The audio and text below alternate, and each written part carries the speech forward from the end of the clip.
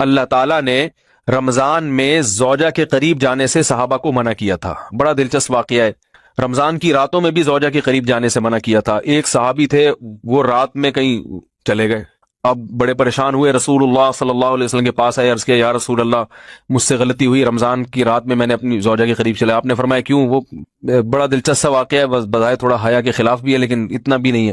وہ کہہ رہے میری زوجہ کہیں پانی بھرنے کے لیے جا رہی تھی، ان کی پنڈلی کھلی تو میری نظر بیوی کی پنڈلی پر پڑی اور میں بس پاگل ہو گیا بیوی کے عشق میں. میں یہ اس لیے بیان کر رہا ہوں کہ جو لوگ نظر کی حفاظت کرتے ہیں وہ بیوی کے عشق میں پاگل ہوتے ہیں.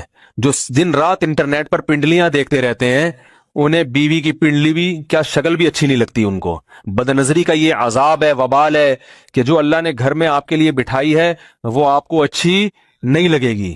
تو نظر کی حفاظت کیا کرو، اس سے آپ کو اپنی بیوی سے عشق ہوگا، محبت ہوگی. بات آ رہی ہے سمجھ میں؟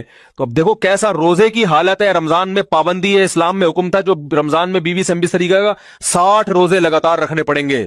کتنا بڑا جرم، لیکن صحابی سے برداشت نہیں ہوا. صرف زوجہ کے پاؤں پہ نظر پڑی ہے تو وہ کیسے بیوی سے محبت کرتے ہوں گے اور وہ بیوی کے بغیر رہ سکتے ہوں گے. اور آج لوگوں کے فون آتے ہیں، ہماری بیگم جس میگے جاتی ہے اتنی خوشی ہے، ایسا اچھا سا فیل ہوتا ہے، ایسا عجیب سا محسوس ہو رہا ہوتا ہے جیسے آزاد ہو گئے. تو میں کہتا ہوں ظاہر ہے اب تمہیں موقع مل گیا کنڈی لگانے کا، ٹھیک ہے نا، اور آنکھ مٹکے کرنے کا، تو خوش تو ہو گئے. تو یہ بھی ایک عذاب ہے جو لبرل لوگ نے جس عذاب میں ڈالا ہوا ہے نا، اس میں عورت کے حقوق نہیں ہے. عورت کے حقوق نظر کی حفاظت میں اور عورت کے پردہ کرنے میں ہے. جب مرد باہر نکلے گا سب پردے میں ہوں گی تو آئے گا کس کے پاس؟ بیگم کے پاس ہی آئے گا. تو اتنے منہ کالا کرنے کے راستے کھول دیے ہیں تو ظاہر ہے پھر کامیاب ازدواجی زندگی نہیں ہوتی. تو نبی کے پاس آئے، عرض کیا یا رسول اللہ میں برداشت نہیں کر پایا. تو آپ مسکرا دیے. تو وہ نبی کے پاس گئے، یا رسول اللہ ایسے ہوا، مجھ سے غلطی ہو گئی. تو آپ نے فرمایا کیوں؟ فرمایا ایسا ہو گیا تھا. تو آپ صلی اللہ علیہ وسلم نے فرمایا 60 روزے رکھو لگاتار. انہوں نے فرمایا ایک کی طاقت نہیں ہے، اس میں یہ ہو گیا 60 کیسے رکھوں گا، نہیں ہے طاقت 60 کی.